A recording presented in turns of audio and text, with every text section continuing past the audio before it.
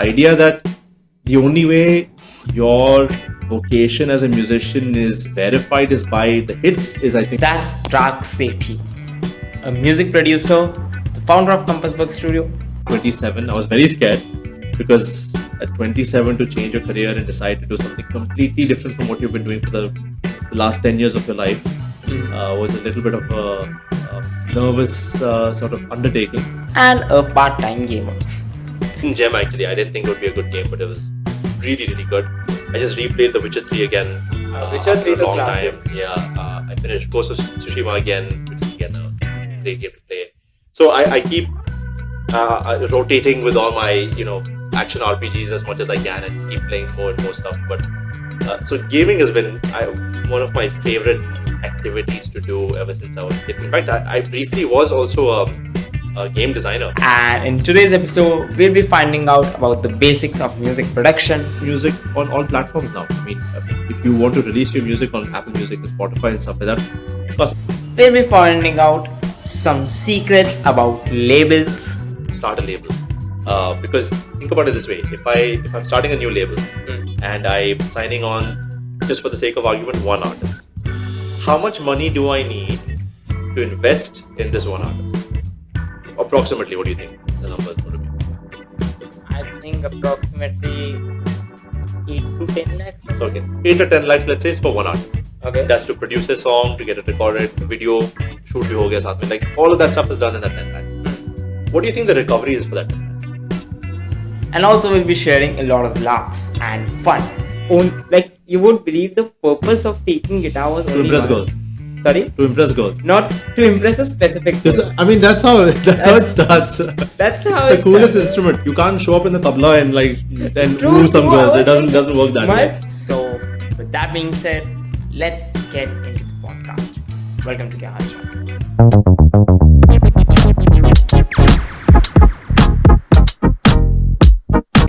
So welcome Rakso. Welcome to Kya Haal Chaal. And yes, how's your Haal Chaal? I'm doing very well. Yeah, it's been a long time since I actually have done a podcast. I think the last podcast I had done was in Mumbai, maybe 3 years ago. Oh, wow. Just after the pandemic. Okay. So it's been a while since I've done a podcast. So we'll see how this goes. Amazing. Yeah. That's really good. So okay. So firstly though, I really want to thank you, Rakso, for coming over here on such a short notice and for being with us over here. It's so exciting that I finally I've been seeing about you and I've been seeing you and I've been seeing Compass Box Studios page, and I was so fascinated by the whole process of music production and everything. And music has been a part of my life from a very young age.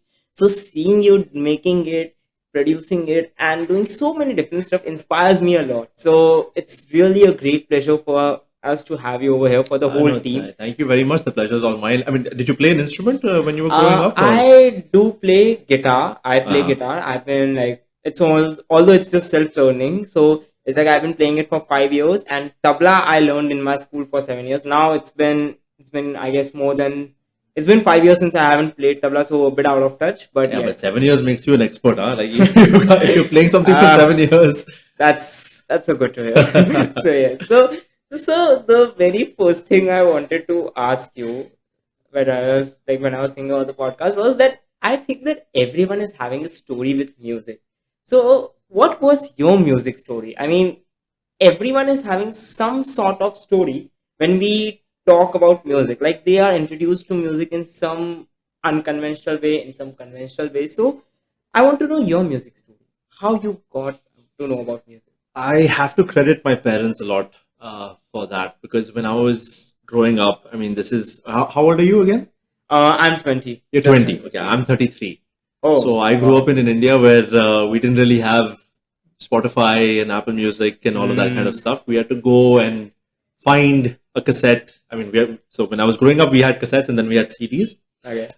So my parents were very, very selective about the kind of music that they would buy. Okay.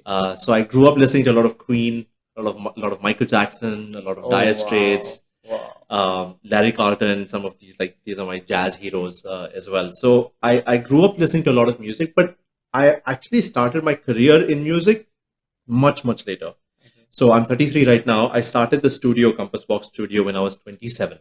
Okay. So relatively much later in my career. So before then, I was a full-time teacher. Oh. My mom runs a school called the Riverside School over here in Ahmedabad, and I was teaching over there full time. So even my degree that I went to college for was in education.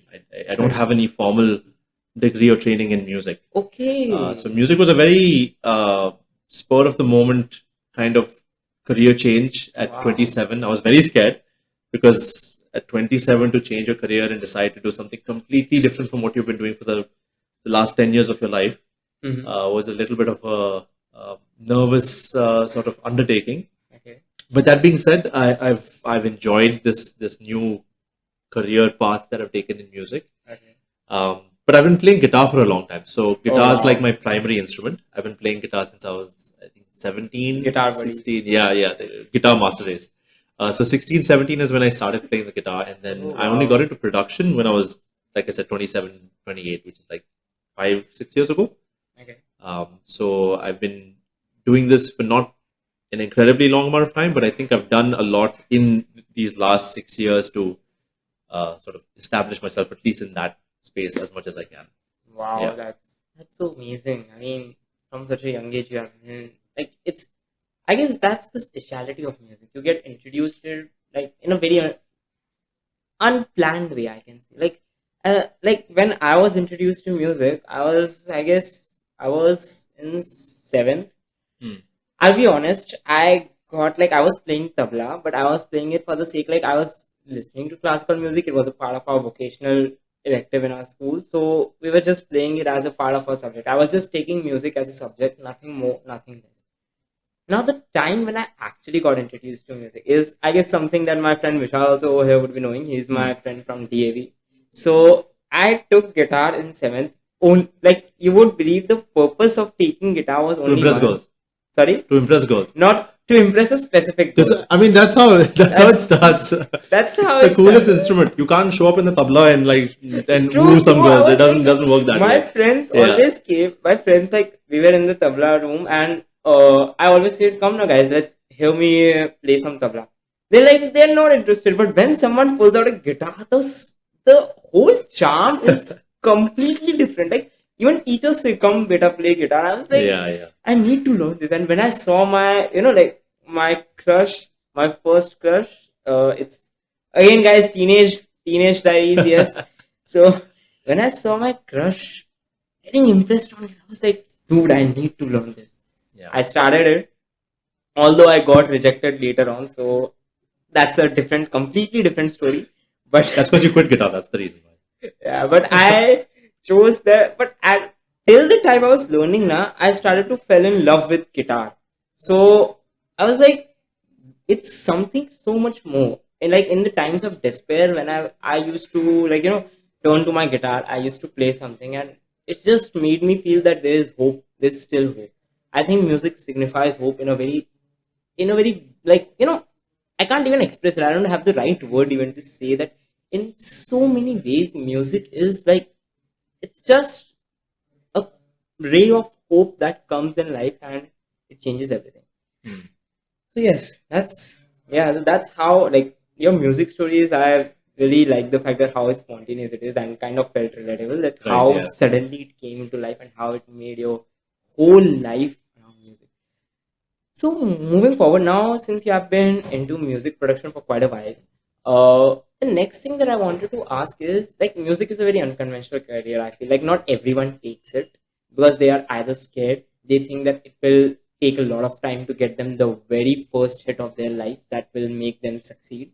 So, as a music producer, what skills do you think one should have in the music industry if they want to come up as a music producer, and if they are not getting a hit, like if their single, if their album is not getting hit, then how can they make sure that they are consistent throughout the journey? And how did you personally face that phase when you're at some phase in your careers, at some point the phase comes where you're like that nothing is working out. So in such case, what did you do, and what will you suggest our listeners who are interested in the music to do?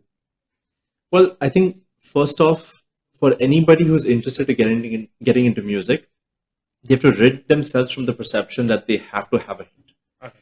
This idea that if you're going to be doing art, and I don't mean just music, I mean it could be fine arts, it could be music, it could be writing.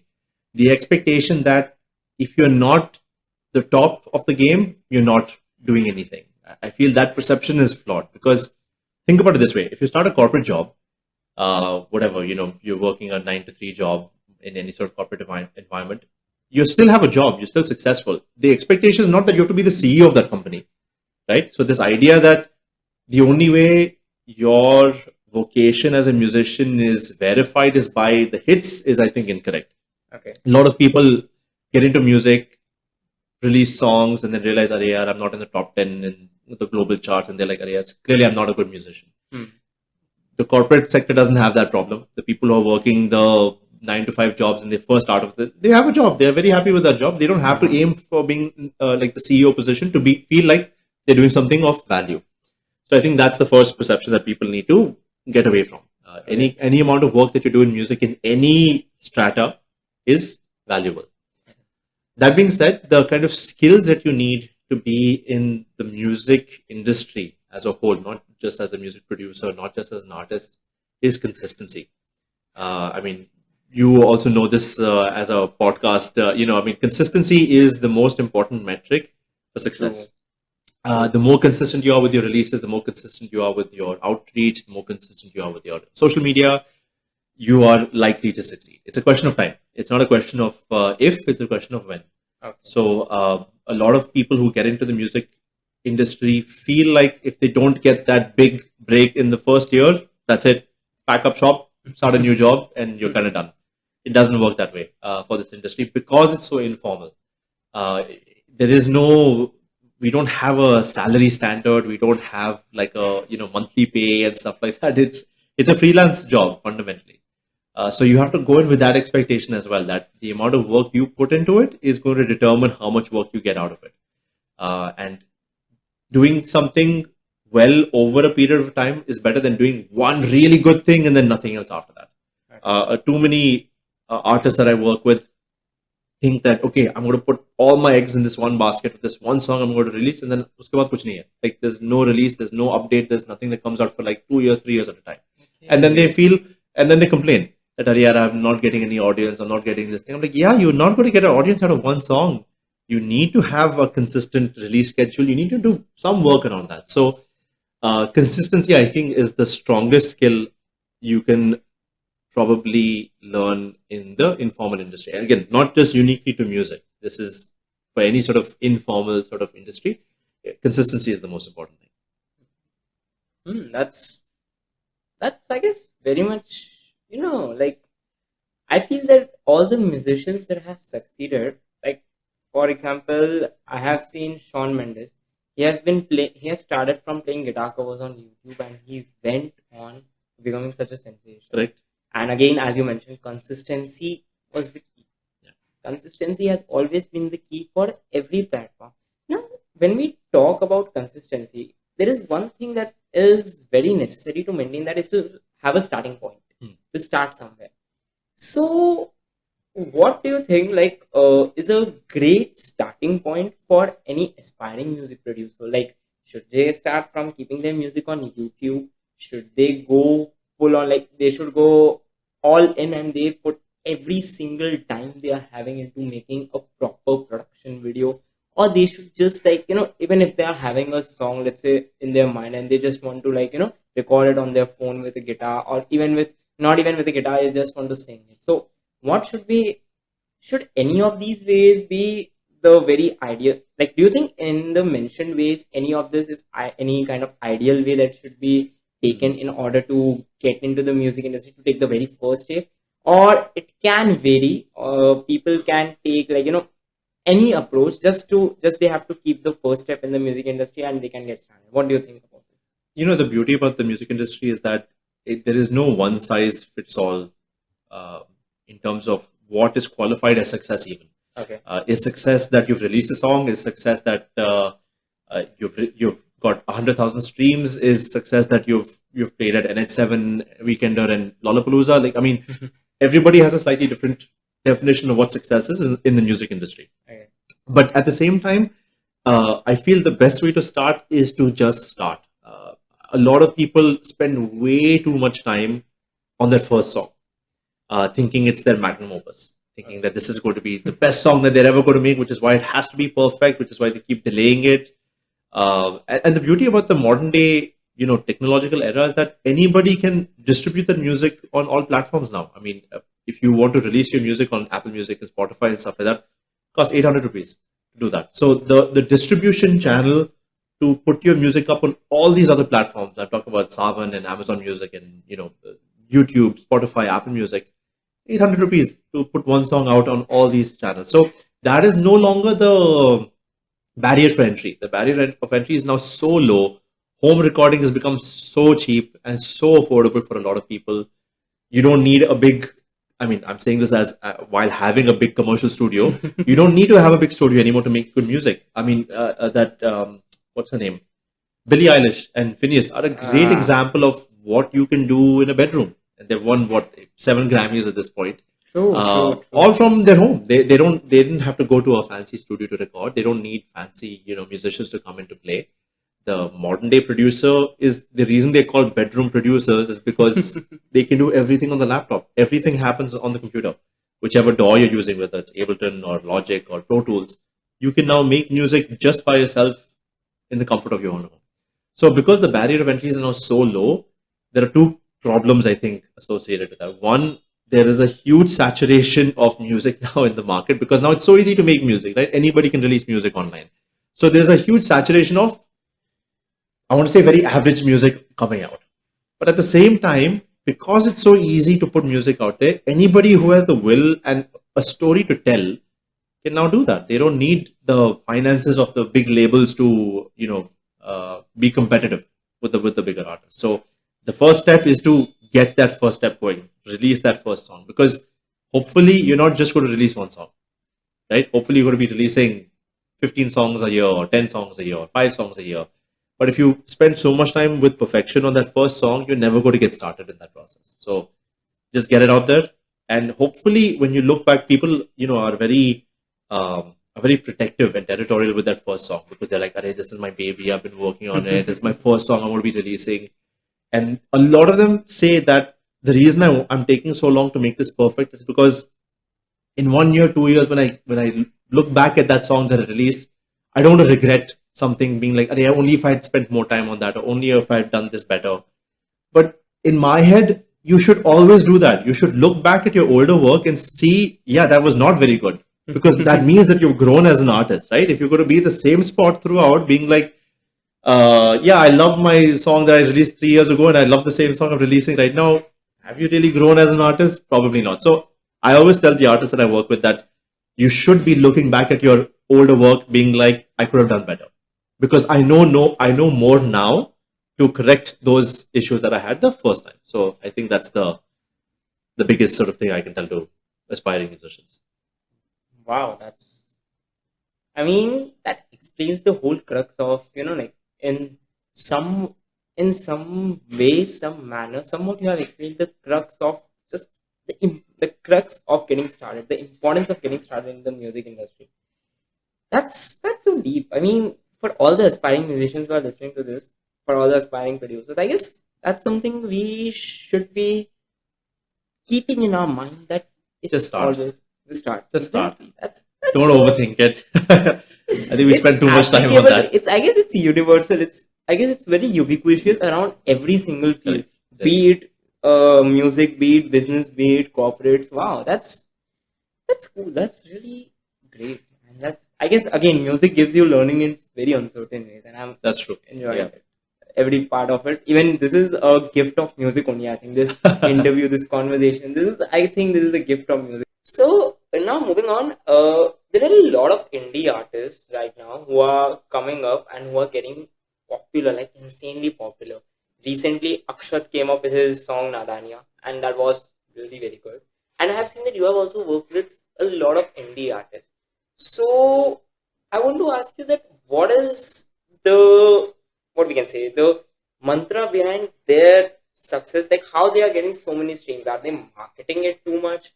are they working with labels there who are like helping them reach the songs, or are they working in collaboration with music producers like you who are helping them with their talents, with their skills, and making sure that they are using their talents to the full potential, so that when the song is out, people are organically they are coming and they are listening to it?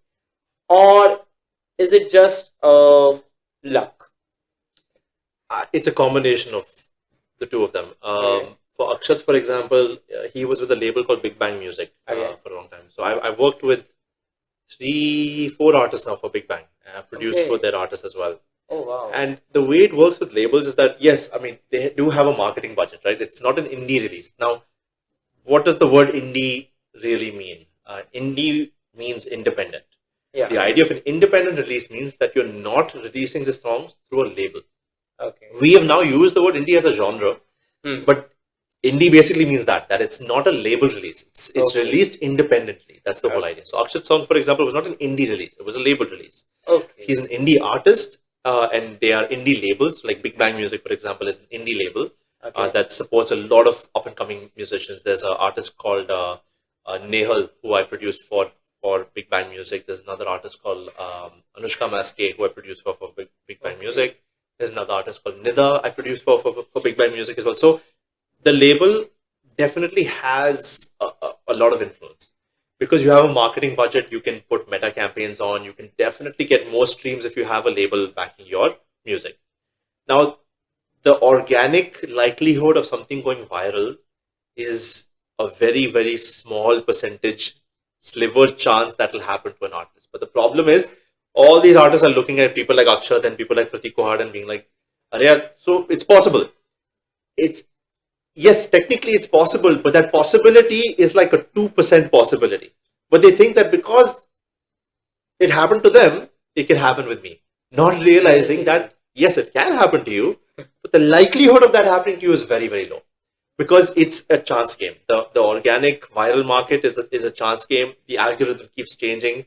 What people are listening to keeps changing. The trends keep changing. So it's very hard to design something for virality. It really is like, okay, if something just clicks and it's trending and it gets used by a lot of people, great, you've hit your quota for the year, and you've now made it. But for the majority of musicians, I'm talking about the 90%, 95% of musicians constantly putting out work, they don't have that chance of that luck being like, okay, this one song will get picked up in a movie, or this one song is going to go viral. They have to go through the gears and the systems, and they have to keep putting out work. Some songs will get 5,000 streams, some songs will get 50,000 streams. There's a lot of variability for an indie musician's career. Now that's the label. The label musician obviously has the backing of a marketing campaign. If I'm releasing something independently, I have to do everything myself, which means the modern day indie musician is part musician, part content creator, part podcast personality, part audio engineer, part producer, part video editor. Like, they have to do all of these things themselves, and a lot of musicians have to do that, right? Because right now music is not enough to get an audience. We want the persona now. We want to know about the person. We want to know what's happening in their lives. So the modern day musician has to wear multiple hats. You have to be a part video editor. I mean, if you have money to spend, then of course you can outsource each of those things to specialized people, right? I mean, I can get somebody to shoot it, I can get somebody to edit it, I can get somebody to mix my songs, I can get somebody to produce it. But like I say, the majority of indie musicians don't have that luxury. They are struggling by doing all of these things themselves. So it's hard. It's not an easy thing being a truly independent artist, where you don't have a label backing, where you don't have too many funds, because the label also technically pays you for the song, right? Yeah. So if I'm producing a song for an artist, for a label, the label will pay me to produce that song. The artist doesn't have to pay me. Okay. So otherwise, there would be an additional cost to the artist to also pay for the producer, and also pay to the studio, and also pay to the session musician. Which is why a lot of indie musicians try to do as much as they can by themselves, because unfortunately music making is an expensive hobby. So if you're going into this, you have to be semi-serious about it, at least, because it's not a hobby you can keep affording to spend 50,000, 1 lakh, 1.5 lakhs per month on the chance that it will go viral. So that's, I think, a big difference between the two sort of aspects. Okay, that's I guess I never knew this, that musicians had to do so much by themselves on Yeah. the back.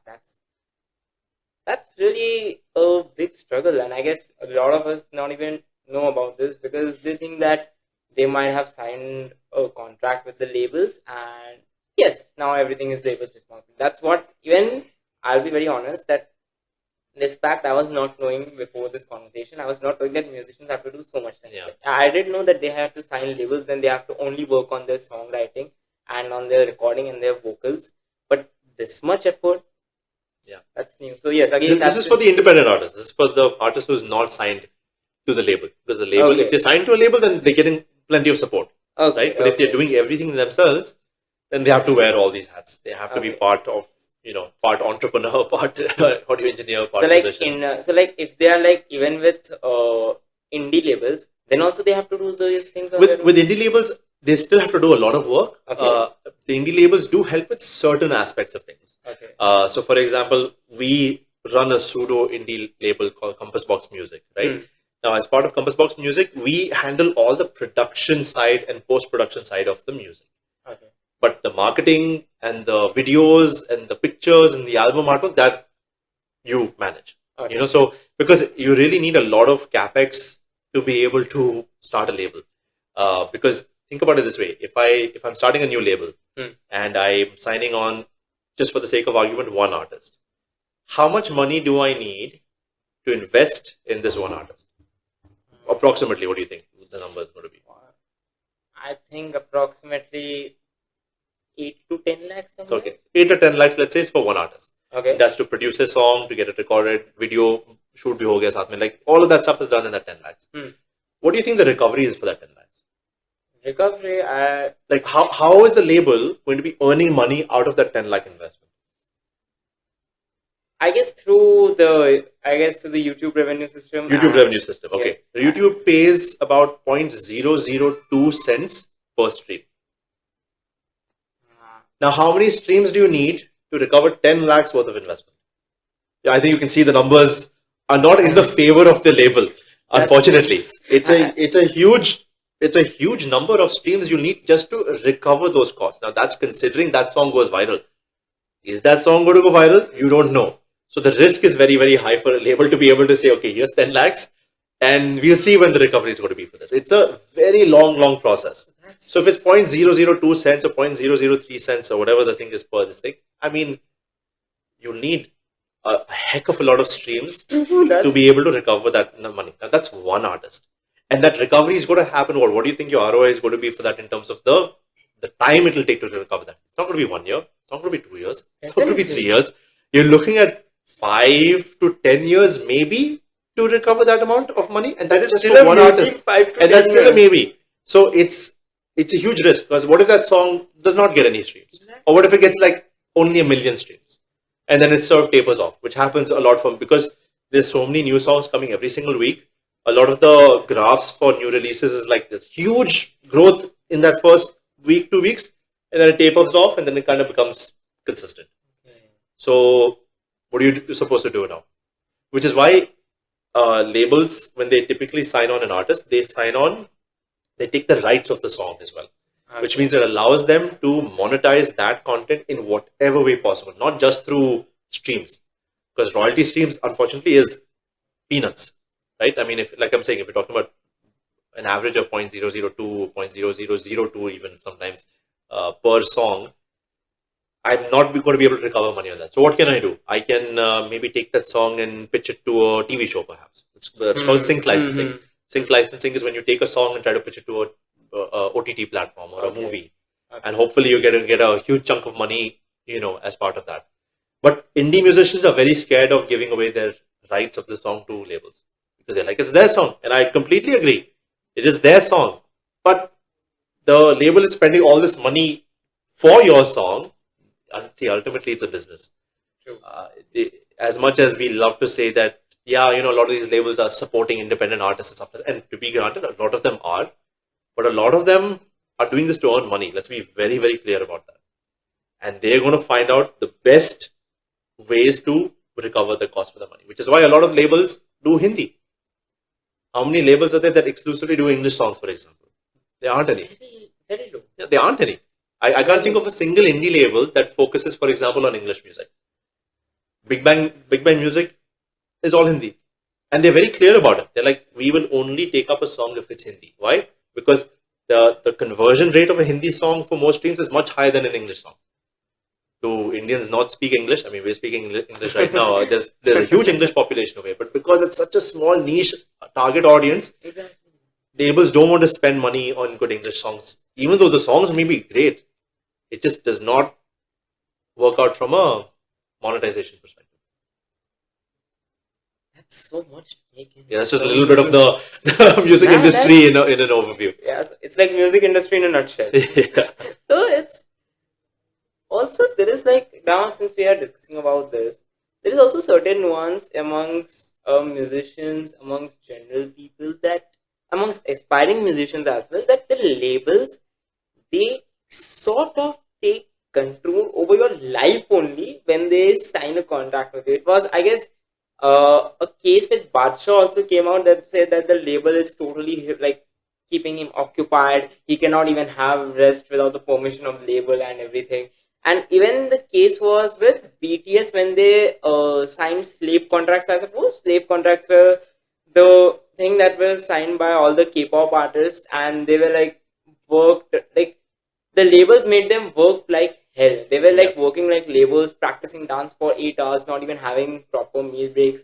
And similar, like not exactly that kind of culture, but a similar culture was said that in India also it's happening, and it's a perspective that labels do take control of your life if you are signing a contract with them, so that only they'll decide that what will you have to do, how many songs you have to write.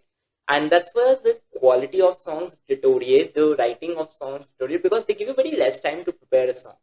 So how do you think, like, how much true is this statement? Is it very true? Like, you have worked with some big names, so yeah. I mean, so I guess it's sort of true for the big artists. Okay. Because again, the way labels work is that they have their golden geese. Okay. So let's say there's a label that has 50 artists. Maybe 2 artists are actually the artists bringing in the revenue into the thing. The other 48 artists are the artists that I was saying that maybe sometimes they'll get 10,000 streams or 15,000 streams. They're not the ones bringing in money into the label. The label will have their 1 or 2 flagship artists who are the artists that are actually getting in the money. So it is in their best interest to micromanage that as much as possible, because then they can make sure that, okay, that relationship that they have with their artists is, first of all, should be good, and they can get as much revenue from it, merchandise revenue from it, commission out of gigs that they get or festivals that they go for, revenue split of the royalty streams that come on whatever, Apple Music and Spotify and stuff. So there are a lot of these different ways in which a label will try to earn money from an artist. Now, for the regular indie artists that are being signed to the label, this is not really a big issue. They don't really control their lifestyle and what they post and all of that kind of stuff. They typically have song contracts. So they'll say that, okay, fine, we are signing you on so that we can release 5 songs this year. Okay. So the only thing that the artist has to have as a deliverable is that they have to finish these 5 songs. Okay. They can sometimes choose which producers they want to work with, or they can choose which artists they want to, if they want to collab artists or something like that. Sometimes the label will decide that. Sometimes the label will decide, hey, for you, I want you to work with Raag for, this song, which is what happened with Big Bang. There's this artist called Raag of Sethi, fairly popular indie artist. He was on The Voice. He was one of the finalists, I think, of The Voice India, first season, second season. I can't remember exactly which one. But he's a very close friend of mine, and he was heading the indie division of Big Bang Music way back when. Okay. So he is the one who reached out to me to be like, hey, I have this artist called Nihal, I want you to produce it. Okay. So the artist didn't contact me. Okay. The label contacted me to be like, hey, I have an artist, I want you to produce for it. Here's the budget we have for this particular artist, can you get it done? It's a very simple sort of agreement with that. The artist also has got a very simple agreement with the label. Our deliverable is that we have to give you 5 songs. If I play gigs, or if I'm, going for vacation, or if I'm doing a movie shoot, none of your business, right? Because that's all out of the contract that is stipulated by the label. For the big artists, there are a lot more of those stipulations. where it's not just about the music that is being delivered, it's about a lot of these other things that they have to do as well. So I guess it's probably true for the bigger artists, but for the smaller indie artists, their real deliverable has always been the music. Yeah. I guess that makes it more clear, because there has always been, whenever I talk to my friends about this, and whenever like all the friends who are into music, whenever we talked about this certain topic always came up, that there is some sort of control taken by so and so label on your life if you become a big artist, or even if you are a small artist. That was a certain, I guess, perception amongst everyone, but I guess it gets more clear now from here. If all the all the musicians who are listening, is all the aspiring musicians, all the aspiring music producers who are listening, is they might now get it a bit more clear idea. Now, this was all, like, till now the conversation was about how music is, like, how you have to start, how you enter into the music industry, and what are the things that you have to take care of when you are signing with the label, how a label works, and so on and so forth. Correct, yeah. Now, I want to know that as a music producer, like, what is your whole day like recording and producing a song? What things do you take care of? Like, what's your workflow process? I want to know something about that. Sure. So, yeah. I think first I'll give a little bit of a definition of what a music producer is, because I think there's a lot of confusion as to, like, what is a music producer? Like, what do they do? Okay. A music producer in music fundamentally does the same role as a movie director. Okay. So, for example, a movie director will direct a script not written by him, acted by people not acted by him. There are some exceptions to that, but, like, for the most part, that's how it is. Mm-hmm. It's the director's vision that brings the script and the actor together to make a movie, right? A music producer kind of works the same way. A music producer doesn't necessarily write the song, doesn't necessarily play in the song, but it's their vision that brings that song together. So it's kind of like what a chef also does. The ingredients are there, but what amount of salt and what amount of vegetables do I need to put in to make this salad the way I wanted to do? The beetroot and the lettuce was grown by somebody else. I didn't grow it. Right? The person who's eating it is going to be somebody else. But it's my vision that brought these things together for the product to be consumed. So that's what a music producer does. A music producer is a visionary role that packages a song written by somebody else for the most part and delivers it to a consumer to finally hear it. So think about it that way. Like, the music producer kind of does the same role as a movie director. Now, my daily activities varies wildly. I will have weeks on end where I'm doing absolutely nothing and playing PS5 games the whole day. But there are a lot of days in which, like, especially if an artist is coming down. So the majority of the artists I produce are out of Gujarat. 80% of them, I want to say, are from out of Gujarat. So they come either from Bangalore, Mumbai, and Delhi are the three big cities I produce artists for. So they will typically come down to Ahmedabad for, like, depending on what project we're doing. Is it an EP? Is it an album? Is it a single? Is it 2 songs? Most of them typically come down for, like, a song or 2 songs. So, for example, there's an artist called Kamakshi Khanna who just recently came down. I produced a song for her upcoming album. So she was down for 5 days. But those 5 days are full 5 days, 16-hour, 18-hour days in the studio, where you're sitting, you're arranging parts, you're figuring out new chords to add for the melody. Maybe the melody needs to change a little bit. Okay, which drummer should I call for this particular song? Do we need a violin player? Do we program the parts on MIDI in the DAW, or do we call an actual session musician to come? If we call an actual session musician, then the budget is going to increase. So it's a lot of that logistical stuff that you have to do as a producer, but then it's your direction of the song that ultimately makes it valuable. So whenever I have an artist here, the whole day, I want to say from like 8 a.m. to like 12 a.m., I'm working with the artist at the studio, because we have a deadline, right? I mean, we have 5 days. We have to finish the song in 5 days because she's leaving after the 5th day. If I'm working with an artist from Ahmedabad, then of course I've got a lot more flexibility. So there are 3 main parts of how a song is made. Okay. It's same as like video production as well. So there's pre-production, there's production, and there's post-production. Okay. So in the pre-production stage, we do what's called a pilot recording. So we just do a rough recording of what the song is at its current state, so that we can start making all the changes on it. So the changes can include structural changes. Oh, let's maybe extend this chorus, or oh, let's maybe add a guitar solo here, oh, you know what, it's starting too early, let's have maybe an intro. So all the structural changes and the chordal and harmonic changes, the melodic changes, all of that happens in the pre-production stage. The production stage is the recording component. It's going to the studio, recording all the individual parts. And the post-production stage is the mix and mastering stage, where you're finally doing all the balancing and the levels, any compression, any effects like reverb and delays that need to be used.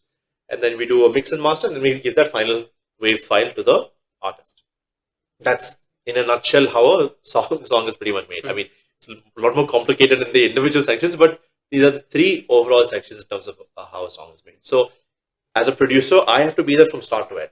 Okay. So, I don't necessarily do the post-production, so I don't necessarily do the mix and master. That I can get somebody else to do. Okay. But I'll be the one coordinating with him, giving him notes, saying that, okay, you know what, guitars are too loud, can we reduce that a little bit? Or, you know, the vocals are sounding a little nasally, let's maybe cut off a little bit of those mids. So all of that stuff I will be coordinating with the mix engineer as well. So the artist is also obviously involved from start to finish. But as a producer, it's your advice and your role that pushes the song to whatever way you want the song to sound. And of course, you have to be in agreement with the artist.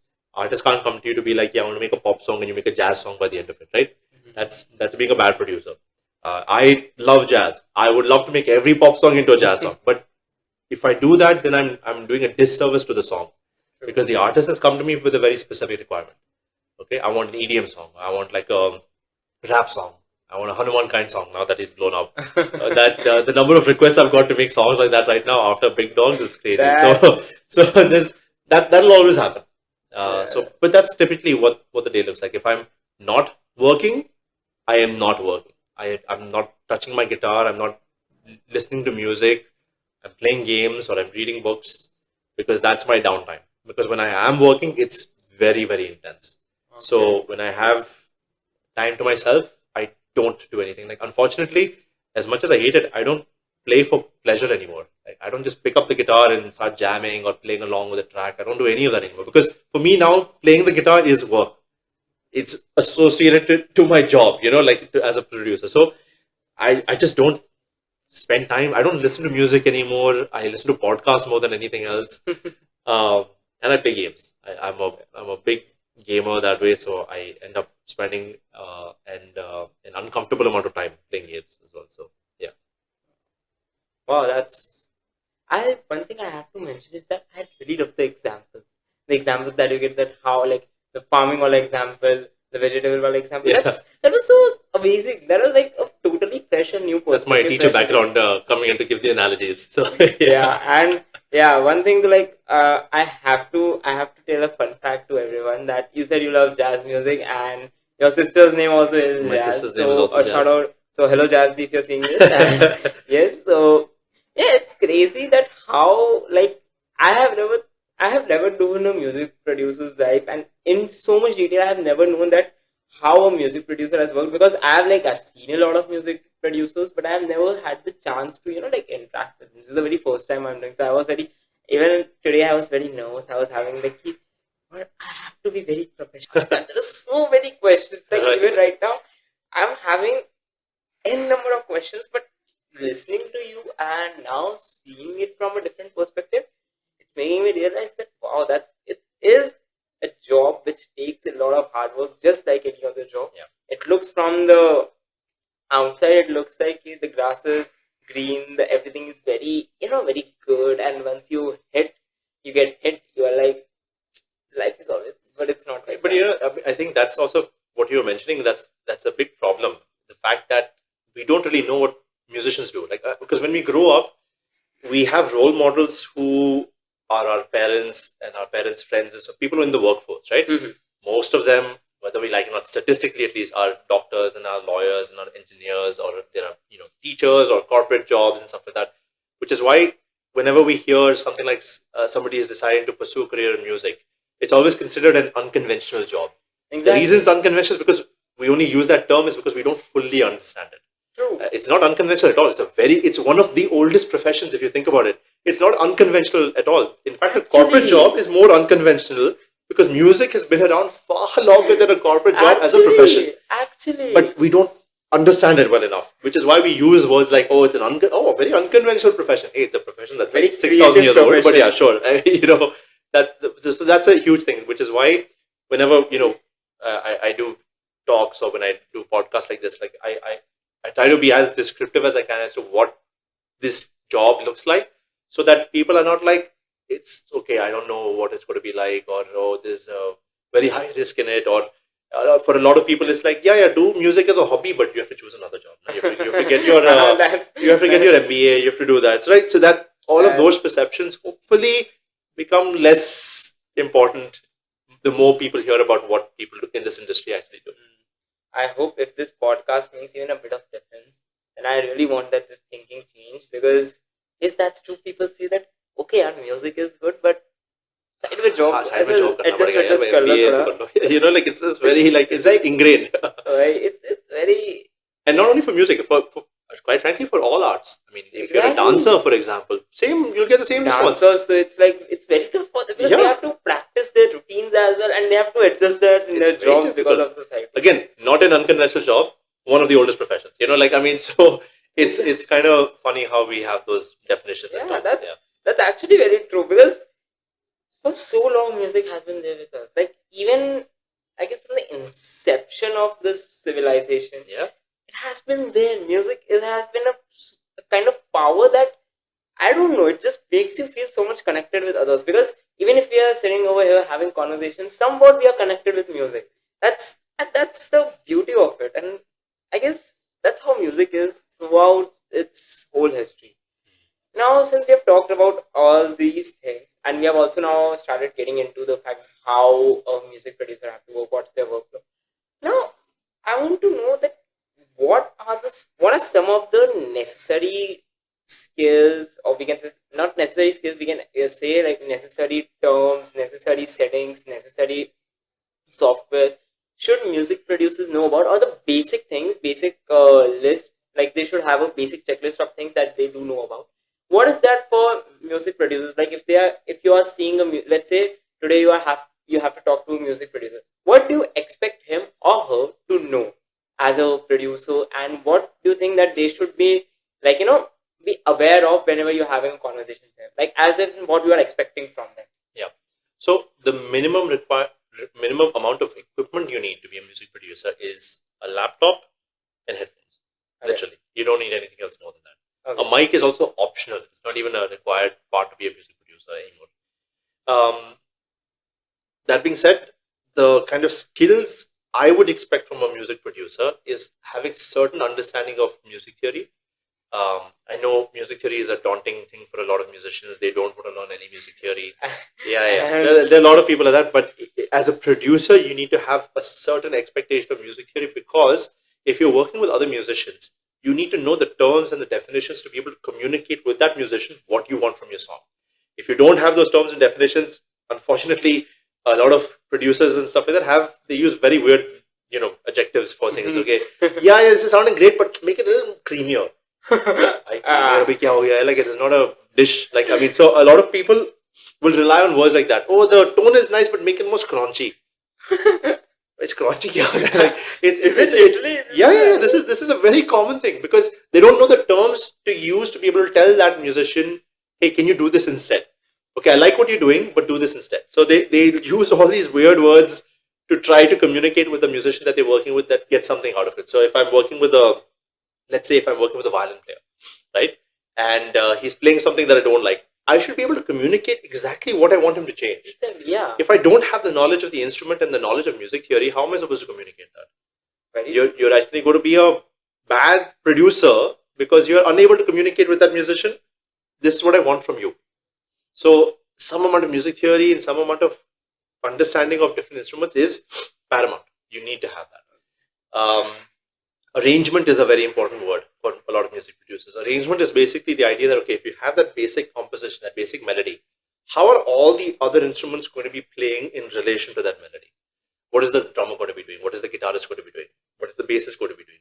Do we need keys on this? Do we need to have maybe a flute? Those are calls that, as a producer, you will be making those calls. So you need to have a decent understanding of arrangement, or at least for yourself, how do different instruments sound good together? and how do you separate their roles so they're not doing the exact same thing together. So those are good things for a producer to have, and a good understanding of structure. So if somebody is coming to you to be like, okay, I want a jazz ballad song. Okay, what is the structure of a jazz ballad song? Okay, I want like a deep house type of song. What is the structure of a deep house song? Okay, I want like a country song. What is the structure of a country song? So if you don't have enough knowledge on that, because that's why there are certain producers who only do EDM, for example, which is electronic dance music, right? So there are certain producers who would only do that. That's what they do, and that's what they do really well. So we call them electronic producers because that's their specialty and that's all that they do. The kind of music that I've produced a huge range of music. I've done jazz, I've done indie pop, I've done a prog metal album, I've done fusion, I've done acoustic pop, I've done glam pop, I've done rock, I've done blues. So I've done a little bit of everything in all the productions I've done over the last couple of years. But there are some producers who will do one thing very, very well, which is also great. But then you need to understand that one thing really, really well also. So is it right for me to say that versatility is one of the key factors in this thing? Yeah. If you want to be paid and if you want to succeed in this industry, then versatility is very important, because unfortunately, the specialized producers who will only do one thing, there are plenty of those. And people will go to them if they want an electronic music, or whatever, EDM track or a dubstep track. But as a producer, especially in the indie scene, which is what I primarily work in, I need to be able to work with a wide range of artists and wide range of languages. I've done Tamil songs, I've done Hindi songs, I've done English songs. So it's important to have that versatility, because you're basically creating more opportunities for work for yourself. Because you're hoping, when I first started, I was reaching out to a lot of artists to be like, hey, I'm a new producer, I would love to produce your work. I love your music, I would love to produce it. Now it's reached a stage in which a lot of people and labels are reaching out to me. But because I have enough of a bank of music that people know that I've produced, they know that, okay, I can, if it's a jazz song, I can do it. If it's an indie pop song, I can do it. If it's a metal song, I can do it. So versatility is very, very important in the industry. Yeah. That's something new I learned today. I really like this fun fact about podcasts, that everything in every session I do learn something. Maybe it's a small thing, but I learned something new. And today I learned the importance of versatility in music especially. Yep. So now moving on, now if you had to tell me about any one album, any one music album, any one music that you have heard of, which one it would be? That you have ever recorded, you have heard? That's very, very hard. Kind of Blue by Miles Davis is one that I've heard a lot and is a very, very important jazz album. There's an album called Ground Up by a band called Snarky Puppy, which I'm a huge, huge fan of. What is it? Continuum by John Mayer. Great, great album. So unfortunately, there are too many albums. If given the chance, I just keep on going and genre hopping in each of these albums. But some sort of stalwarts of the industry like Miles Davis or Snarky Puppy or John Mayer, like these are phenomenal artists to listen to and stuff. I'm not a huge Taylor Swift fan. I know I'll get a lot of flack and you'll get a lot of comments in the YouTube video being like, "Bhai, isko cancel kar do abhi." But yeah, so I'm not a huge Taylor Swift fan. I appreciate what she's been able to do. It's unreal what she's been able to do. It's genuinely quite crazy that she's been able to create what she has with her music, and kudos to her to do that. I'm not a huge fan of the music, but I can definitely appreciate the amount of work she puts in for a song. So yeah, a couple of stuff like that. Yeah, because I guess I wanted to ask this question specifically because I have been personally listening to so much music for such a long time now. Like as a listener only, I'm in the learning stage only. I'm just budding part-time artist. I can say that. But yes, actually, I'd love to throw in some Indian artist names into that thing as well. Thermal and a Quarter, one of my all-time favorite Bangalore-based jazz rock bands. Okay. I think that was the very first Indian band that I heard, which I fell in love with. There's an album of theirs called Plan B, which was released back in, I think, early 2000s, late 90s. I'm getting the date wrong. But Thermal and a Quarter is one of my all-time favorite bands. Then there's so many modern indie artists who are doing some incredible stuff. Aditi Dot, there's an artist called Dot. She's also an actor as well. Meera Desai, incredible musician. Kamakshi Khanna, who I've worked with, again, incredible musician. Anushka Maske. Yeah, I mean, there are, with the Indian list also, there are just so many great. MS Krishna from Chennai, great Tamil, musician and composer. The list sort of goes on and on. It's endless. Ranjan Clifford, great Indian hip hop. There's actually a lot of great Indian indie music coming out, and I wish more people would go out and listen to that stuff as well. Wow, the list is totally endless. It's like there's so many artists that you can't even in one session. Not even you do 100 sessions, still you'll be not able to thank them properly. So now moving on. Now we are moving towards the very end of the session and wrapping up. The next question I was having for you is that who was Raag Sethi before music? I want to know you before you got introduced to music. Who was he and what made him the Raag Sethi he is today sitting with us? I gotta say, Raag Sethi was 100% a gamer. Have been since I played my first MS-DOS game, which was Dave 3D. I don't know if you remember. You probably don't remember that game. But the OG Doom and those are the games that I grew up with. I'm a huge gamer. I love games. Games for me are like the modern day generational leap in storytelling. I'm a huge fan of narrative games and stuff like that. So games has been gaming I've been doing ever since I was maybe 4 or 5 years old. Oh wow! And I still play a lot of games. Which is your favorite game?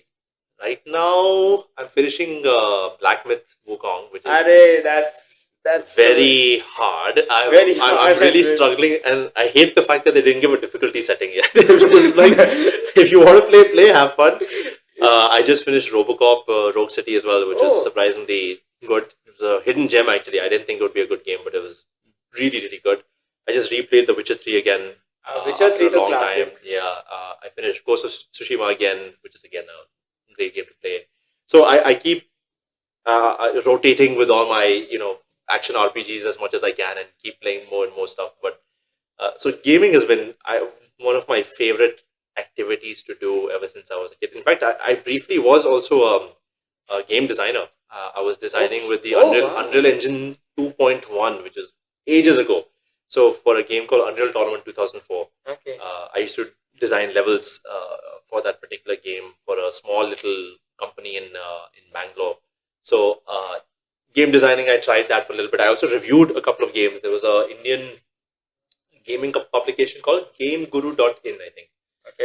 I don't know if it's still active, but I had written a review. I remember that was my first paycheck also. I think I was like maybe 14 or 15. And I had written a review for a game called Mirror's Edge. And wrote that. I was so proud of it. I sent it to them. I got a check. I was like 50 paise per word. So it was not very highly paying. But I got my actual first payment was out of a game review that I had written. So the first payment of a game. Wow. It was great. And then when I got there, I was like, I can make gaming a career. Before realizing how difficult it actually is to make gaming a career. But this is the dream of every young individual. Exactly. We all want to get into gaming. You can say in front of your parents, "Mummy, dekho mera pehla check with gaming." Exactly. That's so good. I am a big fan of NFS, by the way. I love NFS. Most Wanted is still my favorite. All the new ones, I've never got into Unbound and Heat and all of this other stuff. They are the Most Wanted and Carbon. They both actually... Most Wanted and Carbon. Carbon introduced that whole drift mechanic, which I absolutely loved. That was a great game. So amazing. Yeah, and the best part of it is I got introduced to gaming from when I received my very first PS2. I'm still having it. And even my friend over here, Mihir, I played it at his home as well. He's also having a PS2. So we play MotorStorm Arctic Edge, Tekken, NFS, all those old classic games. Because the new ones, I've done Assassin's Creed, so I was like a crazy fan. Yeah. I used to wear the hoodies. I was like, I was full in the character. Recently, Last of Us. Of course, yeah. Part 1 and Part 2, both But that's heart touching. And when I saw that, spoilers ahead, Joel's death, then it was was broken. But yes, I'm speechless. I'm speechless. I'm so happy that I got. There was such a great conversation where I was like, interacting with the musician, but also a part-time gamer, and that's amazing. Absolutely, man. I mean, Gaming. it's one of those pastime activities that you get frustrated doing, but at the same time, it gives you some relief. So, like, have you ever have you ever gone like you have cursed while you're shouting that? Do it properly, and you're like too many times. Too many times. I started playing Elden Ring, which was a big mistake because that was not a game that was designed for me. I got frustrated very quickly. I didn't go past the prologue. Yeah, sorry. Getting over it. Have you played? That's too frustrating. I can't do that. The one with the hammer, right? He has to bring himself up. No. So I don't like games that test my patience. So, which is why it's a surprise I'm playing Black Myth Wukong, because that's really testing my patience right now. So aside from music, gaming, and reading are probably my three sort of activities. Yeah, guys, it feels so relatable. Yeah, it's really. This part I'm specifically enjoying. But right now I have to say this. That time is that enemy. But I really want to now I want to get into more depths. But unfortunately, time today is not with us. Otherwise, I would have dissected every game. I would have taken out my frustration. This game is and the music in so many of these games is amazing. So so that's a whole other conversation. Last of Us music, though, I still listen. It is one of my favorite. God of War's music is incredible. That and Ragnarok both. The great score. I mean, great themes and everything as well. So that's like what we can say. It's I forgot the word. Wow, I forgot the word. But that's like I'm trying to, but yeah, it's like all this music that is used in games, that is to like whole another level thing only. Yeah. But they also somewhat connect. Like even in that music also connects so many and inspires so many to become musician, to become. Yeah, gamers. I mean, both for film and for games, both music is such an important part of the storytelling process in both mediums that a lot of people will watch a movie, and I mean, if you've heard any of John Williams' work from Indiana Jones to Jurassic Park to E.T. to Star Wars, a lot of people got into music because of movies that they saw. Yeah, I got the word, the cult classic. They have become totally cult classic. Exactly. Yeah. So with that, we are at the end of this podcast. Before going, one last question for you. Any message for our awesome listeners, for you guys? Any message for them? What message should I look into the camera? Well, make sure you guys subscribe to this podcast. That's number one. Yes, that's true. Please do that. That's very, very important. But the only message I would tell for anybody, and this is not related to music or anything, that is just that if you feel you have a story to tell in any field, you have to give yourself the chance to just try it out. I think too many people live with the regret of not doing something earlier that they maybe had the opportunity to. What's the worst that can happen? You won't do it. You'll change your career anyway, so it's okay. So I think for a lot of people, just find something that you're passionate about, and I really mean that you have to find it. Not everybody is born with knowing what they want to do and what they're passionate about. There are some people who have, which they're incredibly lucky, but for the majority of us, we have to find what we're passionate about, and it's an active effort. You have to put in effort to try to find something you're truly passionate about and you truly want to dedicate your life towards. And the earlier you start that process, the better it's going to be for you. So I'll probably say that. Yeah. So yeah, you are lucky if you are having a passion, because a lot of them are not able to find one. So you're very lucky. To all of the listeners, I want to say that you are very lucky if you are having a passion. So do follow that. And yes, that's incredible advice. I enjoyed this podcast. To admit it, I enjoyed it so much. No, thank you very much. This has been super fun. This is my first time I'm doing a podcast in Ahmedabad, which is great. This is a milestone for me as well. Yeah. It's a milestone for us as well. First podcast with us, and now since you are an avid podcast listener as well. So yeah, absolutely. A very great reason for you to listen all our episodes. Yeah, absolutely. I'll be going back and subscribing. Like I said, if you're listening to this, make sure you subscribe. Thank you so much. That means it all. So with that being said, we are at the end of this podcast. Thank you so much, Raag, for coming over here. Thank you we have brought something for you, a very small gift from our side. Thank you very much. And yes, special thanks to Honey Bakeries for being our gifting partner. Special thanks to EOF Media for being our production partner. And yes, with that being said, we are at the end of this episode. Thank you so much, everyone, for tuning in. This is your host and host, Apurv Shah, signing off. I'll meet you in the next episode. Let's see you all. Bye, everyone. And cut.